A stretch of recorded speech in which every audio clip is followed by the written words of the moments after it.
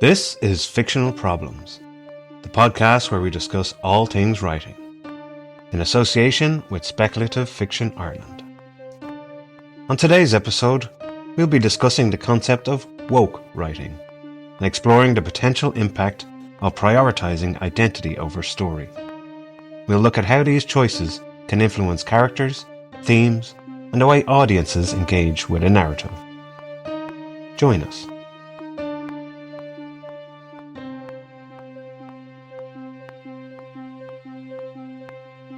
This is Fictional Problems, the podcast where we discuss all things writing in association with Speculative Fiction Ireland, and with myself, Gary J. Martin. And still A.R. McNevin until I get replaced by someone. Oh no, he's heard. Different. He saw the memo in the office. Absolutely. So, yeah, I'm starting on this one. Isn't that strange?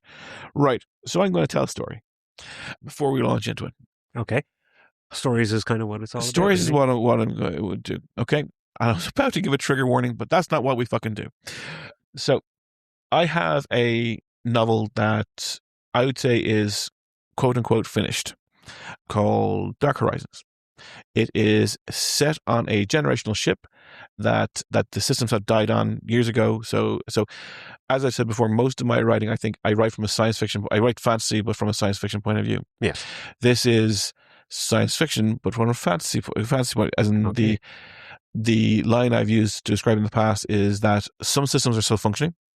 It's like say, and if say there's surveillance cameras working, then someone who has the power of Wi-Fi can use those cameras. So essentially that is their limited form of clairvoyance.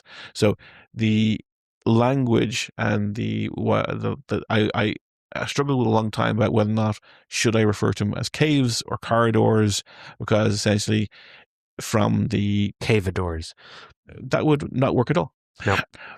That from the characters in the story's point of view, a ship doesn't exist. They are just in this area. They're in this subterranean piece. Yeah. There is places that they know they can't go to. There is walls they know they don't want to go through, but mostly because it's cold.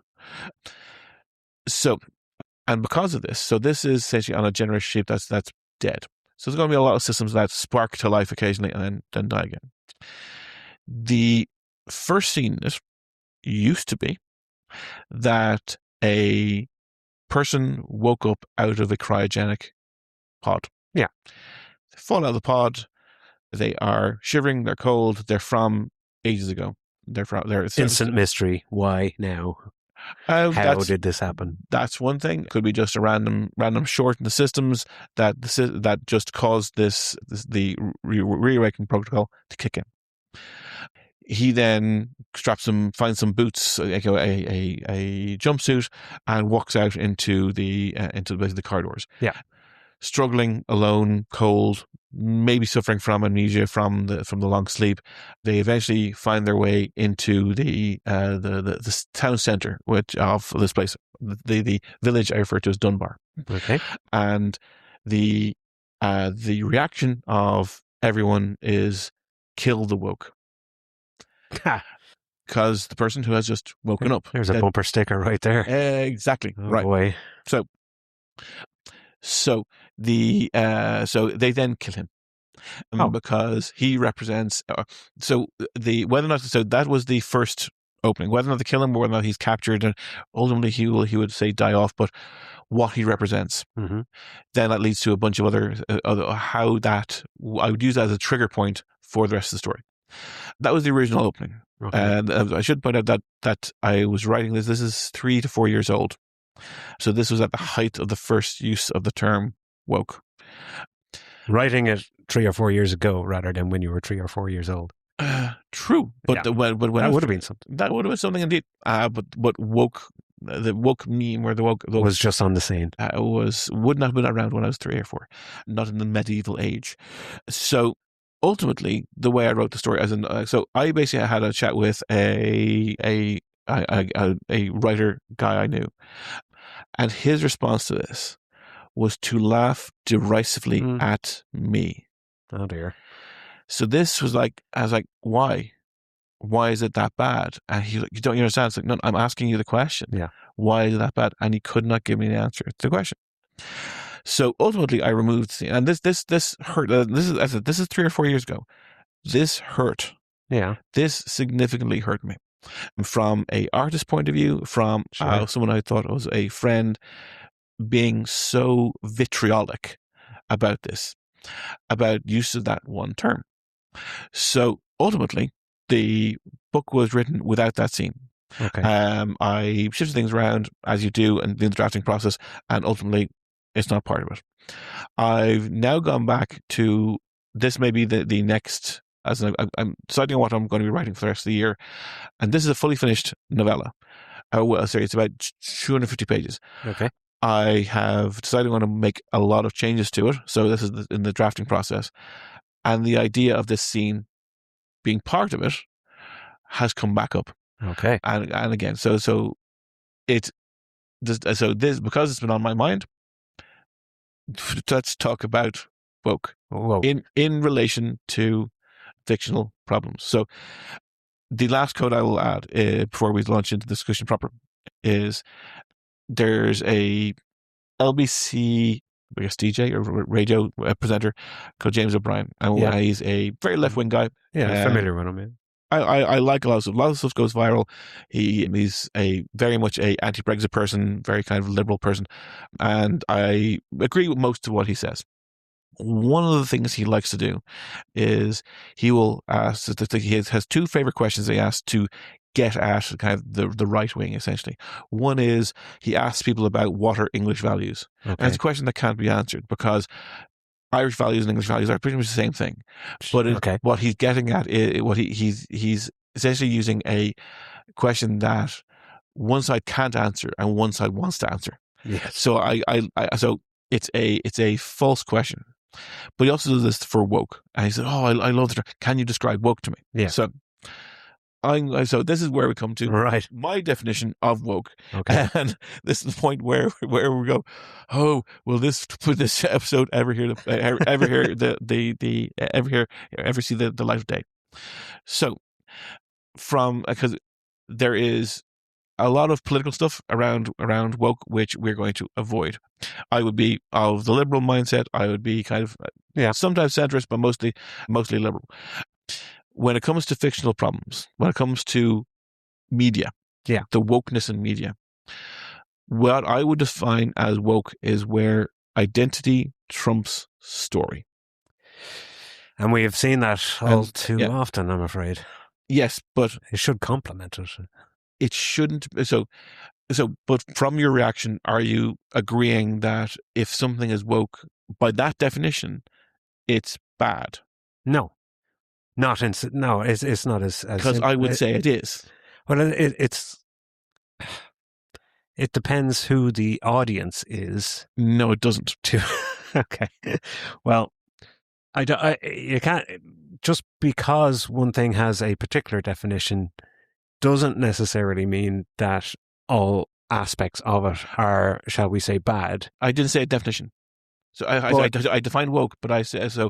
I'm trying to game it out in my head here, just to try and rationalize it, right? If I can, sure. Insofar as there's probably some intrinsic value to individuals that will appreciate certain representations or certain. Oh no, that's where I'm getting. So bad is undefined there as well. So let's rewind because this is I think is a important question.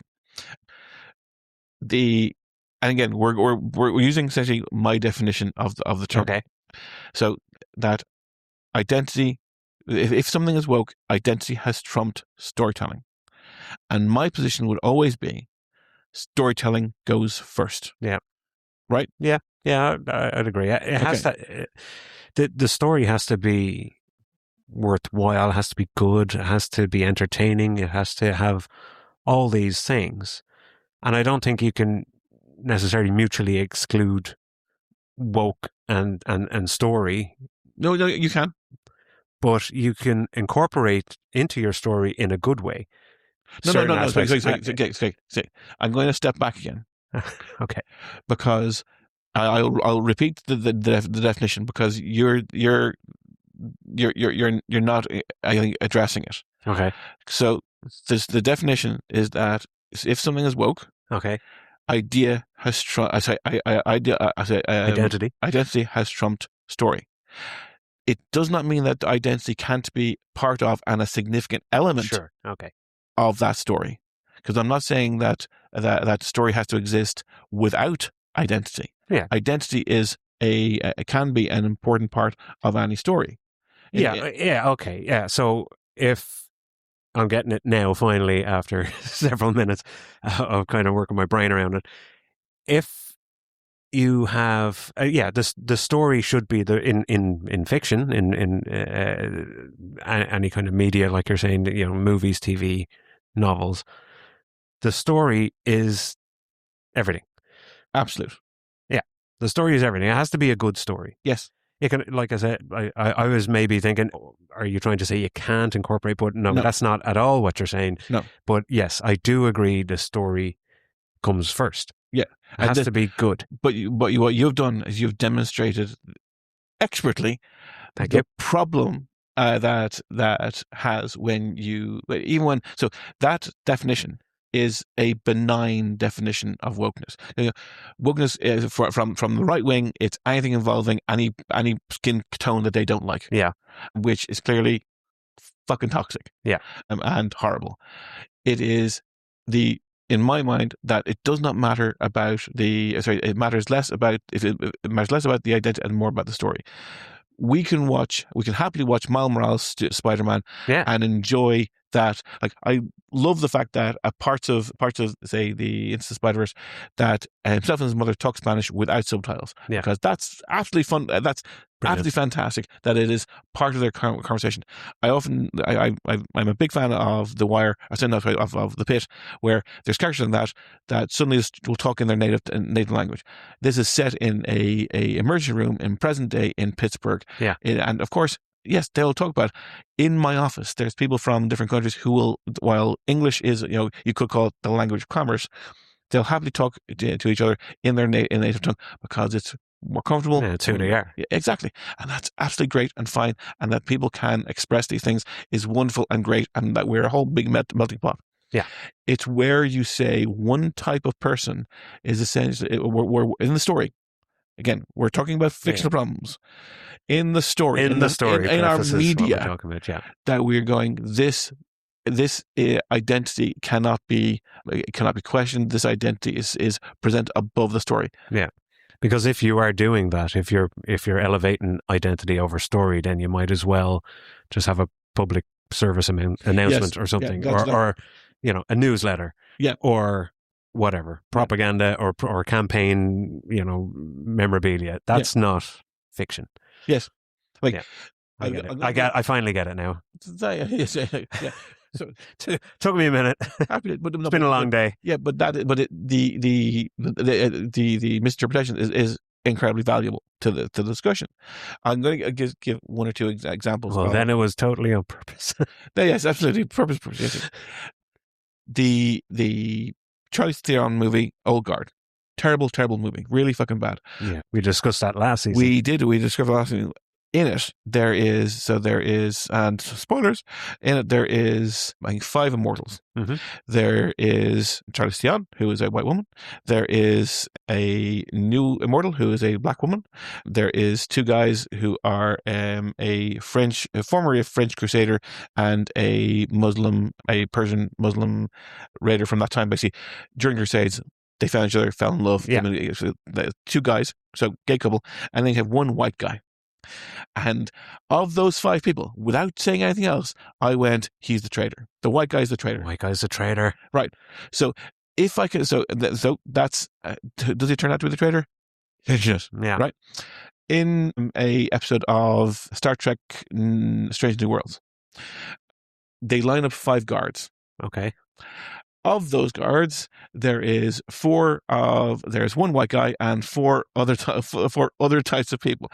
There is a Asian woman, there is a Indian woman, there is a black guy, there is an Asian guy. And I'm looking across those 5 faces and I go, the white guy's the traitor. Okay. Who could that to be the traitor? The white guy? White guy. Okay. In the new version of Hellraiser, they have a group of five, Suspects. 4 or 5 people.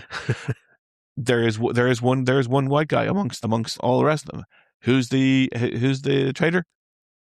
The white guy. Yeah. Now, the fact that I can say that, the fact that I can go, I made that prediction and I got it right, is not saying, oh look, I'm great at identifying stories. You just have a keen investigative mind. Yes, clearly. exactly. It is clear. Or the story was so well written, it gave you the cues that you needed to. No, or that it's so badly Maybe written. if you did that for the usual suspects, you could go, I know who it is. All too many white guys, because You're spoiled for choice, is it? This is true, but they're all well. Actually, in that you have no. Sorry, don't take me away from that. Right, so because in that Keating was a bad guy. The other guy, all of them are bad people. Yeah, for different reasons. Like I can't remember the name of Kevin Pollak's character right now, but he's the one he's the one who stole the gun parts. Yeah. So they're all killers. They're all murderers. They're all thieves. So they're all clearly bad people. So you can't pick Proverbial Kent is the worst of the lot. Yeah. And Billy Mosley, he's the one telling the story. So he gets to shape how you see them, which is also a great story. Not a story within a story. Let's bring it back. Exactly. So it's not that I can identify those things as going, look how great I am. I picked out this person. Yeah. There was no information to base it on. It was simply bad, right? This was identity put out because in my mind, the writers of those stories could not see themselves as putting a non-white face in the role of the villain. Indeed, to go further into Old Guard, Chitwan Etwali, I can't remember his name. He played the agent in Serenity Firefly. He plays a bad guy in it. And what happens by the end? He's now a good guy. Okay. Yeah. So he's presented as a good guy at the start. He spends the middle third as a bad guy and then becomes a good guy at the end. So he even a character who has the redemption arc. Yeah. But they did not have the ability or the will to go, well, anybody can be a villain and anybody can be a villain. Whenever I'm having conversations about about whether it be black, white, trans, anything, it's like anyone can be an asshole. In fact, many people, Bob's friend, who Bob accidentally listened, this person listened to this, may consider me an asshole right now. But it's anyone can be an asshole. Anyone can be a villain. Yeah. In fiction, your identity shouldn't be like a magic cloak that surrounds you and prevents any kind of negativity coming your way. Yeah. Because that's affecting the story. Yeah. In a purely story point of view, everyone has plot armor. This is plot armor is a thing that exists. This is an even stronger form of plot armor. Plot tank. Yeah, it is. You are sitting in a fucking panzer. There is nothing that can get through because you don't want to see it as a bad thing. Like I saw a ring light. I saw the ring doorbells. Yes, they had 2 criminals who were going to break into that house. Okay, and the ring light goes hello, as if to say they're in the house, but actually they're elsewhere. And the 2 criminals run away. Right. Without me telling you, what was the race of the 2 criminals that were were about to break into that house? White? Yes. Could they have put 2 black faces and sorry? What would have been the? Oh, is this an ad for? Yeah. Yeah. So what would have been the reaction if they had put 2 black faces breaking into a house? Yeah, understandably, it'd be that they're trying to depict. Exactly, 100%. But but that is, and the thing is, you could say that's, as you say, you said that's a reasonable statement. It's a reasonable statement in our current zeitgeist. Yeah. That absolutely, but from one point of view, you can say that yes, black people commit crime. White people commit a lot of crime too. In fact, you'd probably say the white people, say in the States, commit more crime than black people do because of percentages. As in, there's more white people, thus they commit more crime. Yeah. Perhaps more white collar crime. Law of averages? No, not a law of averages. Just perhaps a law of averages. There is the capacity for inside every person to commit every type of crime. Yeah.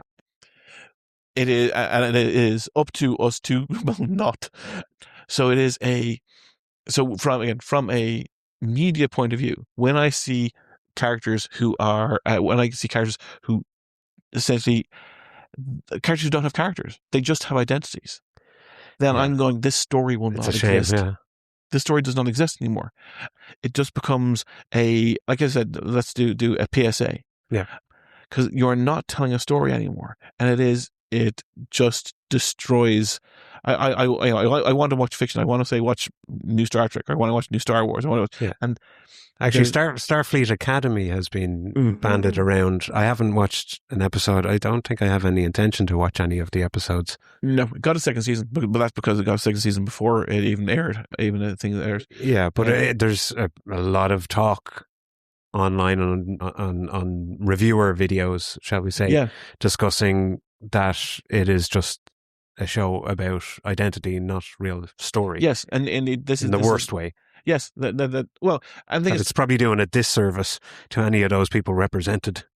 Yes, in terms of being so bad. Well, that would say, can we? I would like to say yes, but it is we're not given enough information in those things to make a decision, because they are just at a pinnacle. These are, and indeed, you are shown other things who will be they're better than. So they're not being shown as being good; they're being shown as being better than. And this, I think, is when it is clear as day when you see this is why I find myself occasionally in the center rather than the left, because when you have, say, right-wing TV shows, say certain shows like Landman, or where you have the Yellowstone, the Taylor Sheridan shows, where you have a lot of white people being shown as being basic pinnacle people, and they have the best dialogue, and they're great, and they're wonderful, and that is essentially I would say the kind of the as woke, but it's for the white people. They're truly horrible shows. It's making a similar mistake. It's making a similar intentional action. Yeah. I don't think this is a mistake, because I think that when the people who wrote Old Guard, as in the examples I gave, when they made that decision, they was like, will we make the gay guy the traitor? No. Will we make the black guy a traitor? No. Will we make this person a traitor? No. Who's left? Who can we make the traitor in this current moment, in this scenario? Who can we make be the villain and not get blowback? That's the key. It is the story that you want to tell. You want it to be anyone. You when you do a murder mystery, you don't want it to be. And there's murder mysteries that you can point to and go, oh yeah, of course it was that person, because it couldn't have been any of the other people. But if you look at, say, Agatha Christie, if you're looking at in Agatha Christie, chances are that all the characters are white people anyway. Well, not necessarily. Not necessarily. As you say, look at the Kenneth Branagh versions of it's where you have a range of people in the mix. The one thing that Agatha Christie stories, as an example, do is that all of them have got really good reasons to be murderers. Yes. And they show even if that person isn't ultimately the murderer, like, say, the murder on the Orient Express, when the killer's family friend, who is a black guy who's their accountant, is stealing from them. Yeah. And they have reason, so they're a thief in the story. This is a moral bad, but they didn't kill him. Yeah. They are revealed to be this stealing from, not just stealing, but stealing from a friend. It's masterfully done that they all have their motivation. Exactly. And that is like a great thing about those sort of fictions, is that at the end of the day, everyone is, even though they are not, even though they might not be criminal to that one murder, they are still perhaps morally reprobate, or they have a problem, or they have a reveal, even if it's just a societal thing, that they are shown to be less than, or even, and by being shown to be less than, they're shown to be people. Yeah. And that is one, like, everyone has problems. Exactly. That, that makes them believable. Exactly. So by you can express someone's identity. You can have that as a fundamental part of the story. The outsiderness, or that, say, Miles Morales goes through, you can connect as an allegory to race, as in he goes from one school to another, and where where he is on his own, and that can be taken as an allegory of race there. When he is like, there's an absolutely wonderful scene in that movie, the what's up danger scene, where all the other Spider-Men go off to basically to fight Kingpin and save the day, and he's left behind and going, "You're not ready." And it's like, how will I know? It's like, you'll know when you know. And there's a moment, it's a leap of faith, Miles. A leap of faith, Miles. And I can even feel that song going off in my head right now, where he has to basically become the person he is, and you can put allegory on that as well. I see it as just a wonderful character coming through a personal growth choice. Like, there's a moment where he's on the window of the skyscraper. He's basically attached himself to it, and he pushes himself off and he falls. But the window shatters as if he didn't he couldn't fully unstick himself. So that shows the character having a problem. The character, and he falls down so far, and then he fires his web shooters, which he gets from a white woman, and he fires the web shooters, flies along as the what's up danger, and he's right, I'm there, and he gets to the end, going, right, that's where I'm going. Mm-hmm. It's a 2.5-minute scene that I will watch every now and then, because it's so fucking good. Even the visuals are amazing, the way it's inverted, and it's just fantastic. It's a masterful little moment, and from me, by the way, a white guy, a cis white guy, middle-aged guy, it did. I was going to say it did not matter to me. It did. It had. I just saw a person I was connecting with, and that is what you want from your stories. That it is someone who has seen troubles. I've seen troubles. It's a person who felt like an outsider. I felt like an outsider. As someone who has gone through personal development, dealt with personal stuff, and gotten through the other side of it. Yes, and that is the wonderfulness about the stories that I hope to tell, that that I hope to read, I hope to kind of participate in. That I love talking about, the ones that it. Even from writers and things that I fucking hate, like Tarantino, that these people, they are writing stories that speak to that it's your audience shouldn't be limited. Now, you mentioned at the start that during your period of being wrong, that could refer to any particular time to anything at all, even now. You made an intimation towards people should be allowed to write for certain groups. Absolutely, 100%. But that's where the tag for me, as in this again, my definition of the term, is correctly applied. That if you are writing where identity is more important than the story you're telling, then if you want to write to the American-born Chinese community, African-American community, Hispanic American community, if you want to write to the Irish community, if you want to write to the Irish diaspora, if you want to specifically write about that group and only to that group, then sure, in my mind, that's woke. Well, stories can be. Like the identity can be the story, as in the troubles, tribulations, the dangers, the fears, the oppression felt. The identity can be woven into the struggle of the character, as in it's about the fact that they are this particular way and what happens to them because of who they are in a particular society.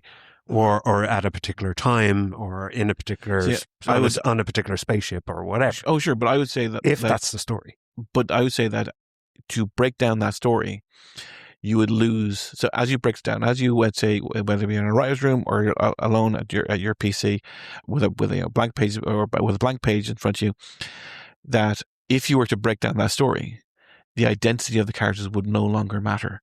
That the story wouldn't matter, that it is about a struggle. Is that the wind that shakes the barley? Yeah. A wonderful story that I think was set in Cork about the independent war for independence, Ireland versus the Black and Tans. It is a wonderful Irish story because it's set in Ireland and it's about Irish people fighting for independence. Yeah. Do you not think there's anyone else in the world who can see that as a fight for independence against a... Yeah, absolutely, yeah. Anyone else in the British colonial sphere who couldn't look at them and go, oh, I can see that. Yeah. And no one in America, no one in India, no one in Pakistan, no one in anywhere in the former colonies could see that and go, shoot the fucking British. Happy days. I'm down with that. So it's so to wind it back, it's this. That's why the thing is, just tip a toe into the political. The other definitions of woke are attacks. They are invariably someone who doesn't like a thing. I hate that thing, thus it is woke. It is, we've mentioned on previous podcasts the idea of stripping out the heart of a story because they don't like, all we want is the action. All we want is the gunfights and the explosions. We don't want the heart. It feels like a different version of ignorance. It is, yes. Yeah. So, and that is a political thing, and that's a social thing. That, admittedly, my definition and what we talked about does impact on. And the examples I've given, you could imagine that the writers there are going, we don't want to get sued. We're not sued, but we don't want to get cancelled. I guess the tool of the left wing is cancel culture, and if a writer wants a long-term career, that then they can't show certain. They may think that they can't show certain backgrounds, certain identities being villains. And that's a fear of censorship, essentially. Exactly, yeah. And it's a fear of censorship from the left wing, because as I said, I gave an example of essentially woke culture from the white side of the fence, the kind of Taylor Sheridan stuff, and no one's trying to cancel them at all. Like there's one episode, like I've watched all of Landman, and there was one episode where, much to my fucking chagrin, there was one episode where Billy Bob Thornton's character expresses how tells one of basically the left wing lawyer why wind turbines are terrible, and everything he gets in it is wrong. Right. I mean everything. It's like he basically says it'll only last so many years. Nope, it lasts several times more than that. It takes all this gas to get them there. A fraction of that it takes there. It has to be buried so far down. So it's like the message is like, it's an oil. It's basically it's a right wing. It's a right wing show about right wing things. It's about oil. It's about rah. It's a rah show. It has a lot of TNA. It's almost Epstein in its depiction of some of the characters. It is, and honestly, I don't know why I kept on watching the new episode. Admittedly, it's on Sunday. It's like a Sunday morning thing. Which show is this again? Landman. Okay. And it's like it's fucking horrible. Of all the things I could be watching, I still watch. But perhaps is that a response to the shift on the pendulum the other way in relation to these type of shows that like perhaps, Starfleet Academy, for example, that is gone the other way? Very much so. Is it just a case of writers of a particular ilk are getting hired to produce particular type of thing? I mean, I guess propaganda seeded fiction has, fiction is generally a reflection on society, a reflection on life, or like as the story goes, it's, people can relate to certain things in it, and I guess everybody has their bag. This is true. In which their stuff is kept. There's another topic that we'll get to at another stage that goes to what you're speaking about. I would say that yes, I think that the reason why this because it's very bad. I think we talked before about how dialogue could be, you use it to differentiate character. Yeah. And there's no differentiation of character here. It's actors doing it. Like there is, I think Taylor Sheridan wrote Yellowstone, and it was complimented for one of the characters being played by Kelly O'Reilly, I think her name is, where she is this brash female character who she gets the job done. Yeah, very dominant, no nonsense. Exactly. And essentially you can transplant. There's a lawyer in Landman who speaks the exact same fucking way. Okay. And there is very, very little difference. And perhaps it's only in how the actresses are expressing the same fucking dialogue. There is no difference. I think copy paste. Pretty much. Yeah. But the thing is, in that, and perhaps again, as I come from a slight screenwriting background, you can, when you're writing a screenplay and when you're writing a teleplay, you can almost rely on the fact that an actor will become will characterize the dialogue. You could make it their own. Yeah, as in you could make the write the same dialogue and for two different shows but put two different sets of casts on it. The actor will inflect in different ways. Interpret it, certainly. Not even interpret it, just by the natural course of this is how they speak. Yeah. And the audience will see it as the person, not the dialogue. Because it is it's a filter through which the dialogue is being delivered. Sure. So rather than reading off the page, it's your mind, your voice. So you have to, the dialogue on the page has to notably differentiate them, the characters. When you're seeing two people speak, you're seeing two people speak. Yeah. You're seeing that difference is automatically there. So you have these shows, you have these stories that don't serve their audience. Yeah. That the audience themselves are shrinking. That if you look at and we could go into greater detail, but we'll soon end on this. That keep our restraint. Yes, that every new version of a thing that's come out in the last, let's say 15 years, 10 years, every new version of that thing, a franchise or a movie series or just a movie, as in The Predator or Star Trek, Star Wars, any of the things that have a reflection from something in the past, who have taken something in the past and made it of later Terminator movies. Later Terminator movies are perfect examples. Then you can see this effect playing out. And the thing is, what we don't want to happen is for the hateful fuckers to be right. No. That is, and by the audience shrinking, by, like, it used to be the case that we all watched Eeyore, or we all watched Dallas, or we all watched these big shows. Now our media is being targeted down to very, very, very and smaller groups. Landman, I don't think, I can't find, when I looked for this, as because I thought about this before coming for the court, I can't find the ratings for Landman.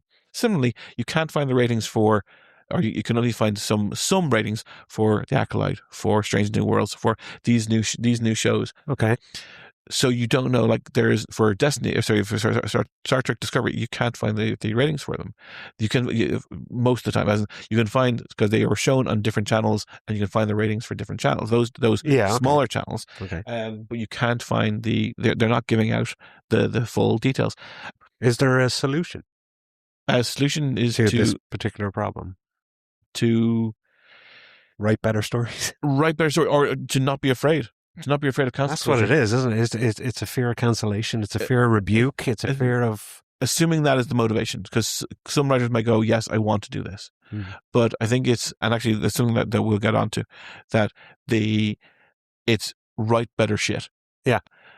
Because I think I mentioned before that say our stories, for example, I said before that if, say, Parliament Crow was ever made into a TV show, or say Parliament Crow, I have no problem at all in having every cast member be trans. Yeah. No problem at all. 100%. Yeah. There is no harm at all, because the story I am telling is about people. Yeah. And trans people are people. Yeah. Sure. I just like I talk about Hamilton. I love the play Hamilton, even though it's historically inaccurate. I love that. The Schuyler sisters had older brothers. They did indeed. But it's ruining it for people now. Exactly. But it does not matter to me when Miles Morales plays Spider-Man. Does not matter to me at all. Like, one of the one of the greatest things about Doctor Who is the fact that it can be anyone. Yeah. And I know, and when people say, "Oh, you had a problem with it being a black or a woman Doctor," no, I had a problem with the bad writing. Yeah. Put any character at all, give them good writing, and they're perfect Doctor Who. Like Dax from DS9. Yeah. Dax can be anybody on the outside. They can. So I have no. It is a wonderful way to pass a character from one generation to the next, sure. and they can still maintain the history with other people, and they can be played by different people, and they can have the fact that the Trill in Star Trek referred to as a blending. I love that idea of from a story writing point of view. It is a wonderful character to pass on from person to person. They can still be around even though book 1 and book 5 are 100 years apart. Exactly. They can still be there going, I remember the events of book 1. Yeah. Exactly. I was there, and I was at the time I was a white woman. Now I'm a black man. Yeah. It doesn't, so they can absolutely bring those elements in and have elements of those identities as part of those characters, even as prominent as full on elements of the character. It's not the use of identity; it is the dominance. Yeah, and if you phrase it in any way as the dominance of any other element in a story, you'd be yeah, obviously that why it is. You're making a recipe. Yeah. If you are, and if you're making cake, and it's just nothing but icing. Icing is great. Icing is the best part of the cake. Mm. But a cake make nothing but icing. It would also be horrible because you want the jam, icing cake, and you want the fun. This is the fun that's at the sponge, and you want the cream filler. You want the layers of cake. You want the Stafford cake. Cake. You want that to be part of it. Sorry, I'm thinking about I want cake now. My niece's birthday cake. I want cake. Lovely. But you want all the elements to function together to create the good story. Yeah. And you can stress differently. You have a thicker icing. You can have smaller fudge. You can have a fudge cake. You can have a gatto. You can have all these different types of cake. Mm-hmm. We know when we taste that cake whether or not it actually is good or whether or not this is a PSA. Yeah. As long as it's not fruitcake with actual fruit. No, fruitcake. Not a metaphor. No. Just actual fruitcake can stay on the shelf as far as I'm concerned. Yeah, but you're such a bigot. Against actual fruitcake. Actual fruitcake, yeah. Not a metaphor. But yeah, so that was indeed Al's woke rant. Yeah, well, that's fair enough. And again, like many topics that we discuss, we probably will circle back to a lot of these things as become relevant at a later stage. And, yes. But for now, we'll leave it there. Yep. And keep watching the skies. Dive off into something else very soon.